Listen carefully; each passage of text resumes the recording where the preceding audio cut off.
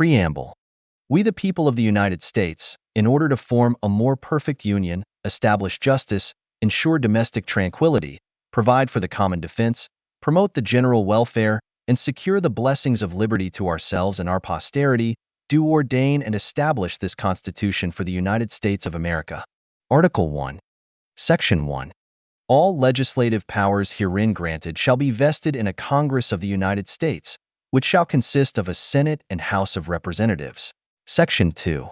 The House of Representatives shall be composed of members chosen every second year by the people of the several states, and the electors in each state shall have the qualifications requisite for electors of the most numerous branch of the state legislature. No person shall be a representative who shall not have attained to the age of 25 years and been 7 years a citizen of the United States, and who shall not, when elected, be an inhabitant of that state in which he shall be chosen. Representatives and direct taxes shall be apportioned among the several states which may be included within this union, according to their respective numbers, which shall be determined by adding to the whole number of free persons, including those bound to service for a term of years, and excluding Indians not taxed, 3/5 of all other persons. The actual enumeration shall be made within 3 years after the first meeting of the Congress of the United States, and within every subsequent term of 10 years, in such manner as they shall by law direct. The number of representatives shall not exceed 1 for every 30,000,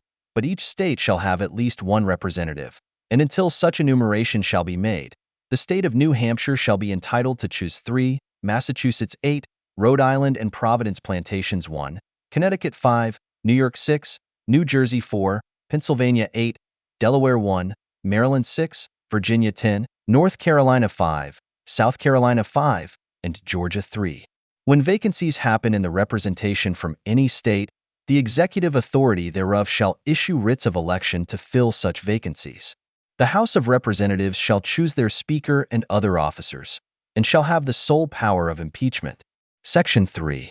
The Senate of the United States shall be composed of 2 senators from each state, chosen by the legislature thereof, for 6 years, and each senator shall have 1 vote. Immediately after they shall be assembled in consequence of the first election, they shall be divided as equally as may be into 3 classes. The seats of the senators of the first class shall be vacated at the expiration of the second year, of the second class at the expiration of the 4th year, and of the third class at the expiration of the 6th year, so that 1/3 may be chosen every second year.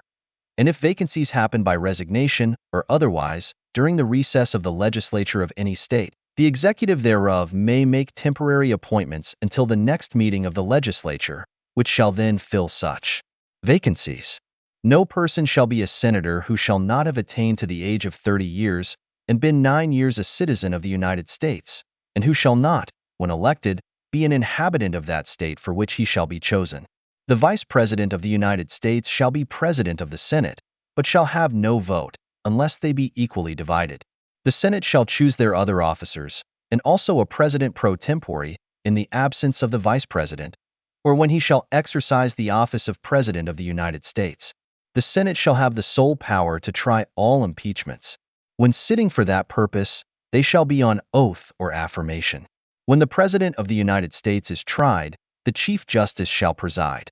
and no person shall be convicted without the concurrence of 2/3 of the members present. Judgment in cases of impeachment shall not extend further than to removal from office and disqualification to hold and enjoy any office of honor, trust, or profit under the United States. But the party convicted shall nevertheless be liable and subject to indictment, trial, judgment, and punishment, according to law. Section 4. The times, places, and manner of holding elections for senators and representatives shall be prescribed in each state by the legislature thereof. But the Congress may at any time by law make or alter such regulations, except as to the places of choosing senators. The Congress shall assemble at least once in every year, and such meeting shall be on the first Monday in December, unless they shall by law appoint a different day. Section 5. Each House shall be the judge of the elections, returns, and qualifications of its own members, and a majority of each shall constitute a quorum to do business. But a smaller number may adjourn from day to day, and may be authorized to compel the attendance of absent members, in such manner, and under such penalties as each House may provide. Each House may determine the rules of its proceedings, punish its members for disorderly behavior, and, with the concurrence of 2/3, expel a member. Each house shall keep a journal of its proceedings, and from time to time publish the same, excepting such parts as may in their judgment require secrecy. And the yeas and nays of the members of either house on any question shall, at the desire of 1/5 of those present, be entered on the journal. Neither house, during the session of Congress, shall, without the consent of the other, adjourn for more than 3 days, nor to any other place than that in which the two houses shall be sitting. Section 6. The senators and representatives shall receive a compensation for their services, to be ascertained by law, and paid out of the Treasury of the United States. They shall in all cases, except treason, felony, and breach of the peace, be privileged from arrest during their attendance at the session of their respective houses, and in going to and returning from the same.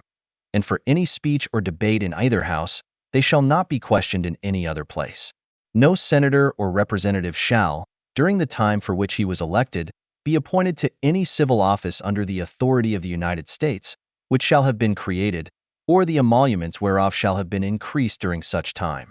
And no person holding any office under the United States shall be a member of either house during his continuance in office. Section 7. All bills for raising revenue shall originate in the House of Representatives, but the Senate may propose or concur with amendments as on other bills. Every bill which shall have passed the House of Representatives and the Senate shall, before it become a law, be presented to the President of the United States.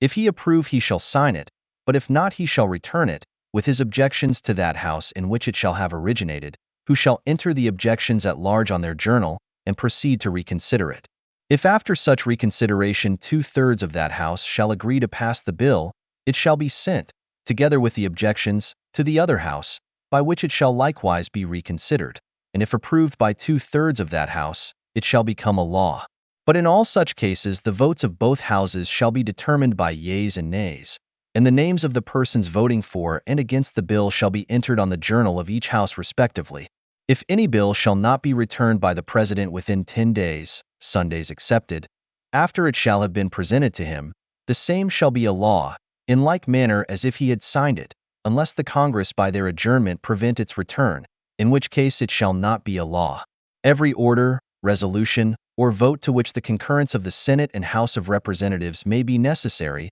except on a question of adjournment, shall be presented to the President of the United States, and before the same shall take effect, shall be approved by him, or being disapproved by him, shall be repassed by 2/3 of the Senate and House of Representatives, according to the rules and limitations prescribed in the case of a bill. Section 8. The Congress shall have power to lay and collect taxes, duties, imposts, and excises, to pay the debts and provide for the common defense and general welfare of the United States. But all duties, imposts, and excises shall be uniform throughout the United States, to borrow money on the credit of the United States, to regulate commerce with foreign nations, and among the several states, and with the Indian tribes, to establish an uniform rule of naturalization and uniform laws on the subject of bankruptcies throughout the United States, to coin money, regulate the value thereof and of foreign coin, and fix the standard of weights and measures, to provide for the punishment of counterfeiting the securities and current coin of the United States, to establish post offices and post roads, to promote the progress of science and useful arts, by securing for limited times to authors and inventors the exclusive right to their respective writings and discoveries, to constitute tribunals inferior to the Supreme Court, to define and punish piracies and felonies committed on the high seas and offenses against the law of nations, to declare war, grant letters of marque and reprisal, and make rules concerning captures on land and water, to raise and support armies, but no appropriation of money to that use shall be for a longer term than 2 years, to provide and maintain a navy, to make rules for the government and regulation of the land and naval forces, to provide for calling forth the militia to execute the laws of the Union, suppress insurrections and repel invasions, to provide for organizing, arming, and disciplining the militia, and for governing such part of them as may be employed in the service of the United States, reserving to the states respectively the appointment of the officers and the authority of training the militia according to the discipline prescribed by Congress, to exercise exclusive legislation in all cases whatsoever over such district, not exceeding 10 miles square, as may, by cession of particular states, and the acceptance of Congress, become the seat of the government of the United States, and to exercise like authority over all places purchased by the consent of the legislature of the state in which the same shall be, for the erection of forts, magazines, arsenals, dockyards, and other needful buildings, and to make all laws which shall be necessary and proper for carrying into execution the foregoing powers, and all other powers vested by this Constitution in the government of the United States, or in any department or officer thereof. Section 9.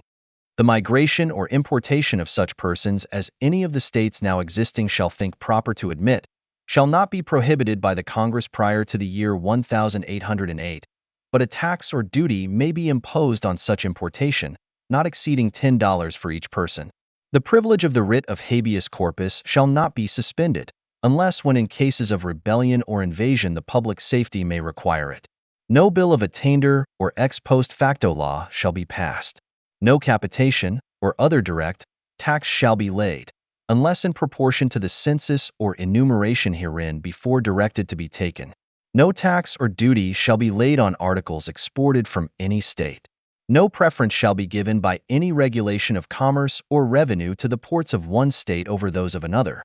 Nor shall vessels bound to, or from, one state, be obliged to enter, clear, or pay duties in another. No money shall be drawn from the Treasury, but in consequence of appropriations made by law, and a regular statement and account of the receipts and expenditures of all public money shall be published from time to time. No title of nobility shall be granted by the United States, and no person holding any office of profit or trust under them shall, without the consent of the Congress, accept of any present, emolument, office, or title, of any kind whatever, from any king, prince, or foreign state. Section 10. No state shall enter into any treaty, alliance, or confederation, grant letters of marque and reprisal, coin money, emit bills of credit, make anything but gold and silver coin a tender in payment of debts, pass any bill of attainder, ex post facto law, or law impairing the obligation of contracts, or grant any title of nobility. No state shall, without the consent of the Congress, lay any imposts or duties on imports or exports, except what may be absolutely necessary for executing its inspection laws, and the net produce of all duties and imposts laid by any state on imports or exports shall be for the use of the Treasury of the United States, and all such laws shall be subject to the revision and control of the Congress. No state shall, without the consent of Congress, lay any duty of tonnage, keep troops or ships of war in time of peace, enter into any agreement or compact with another state, or with a foreign power, or engage in war, unless actually invaded, or in such imminent danger as will not admit of delay.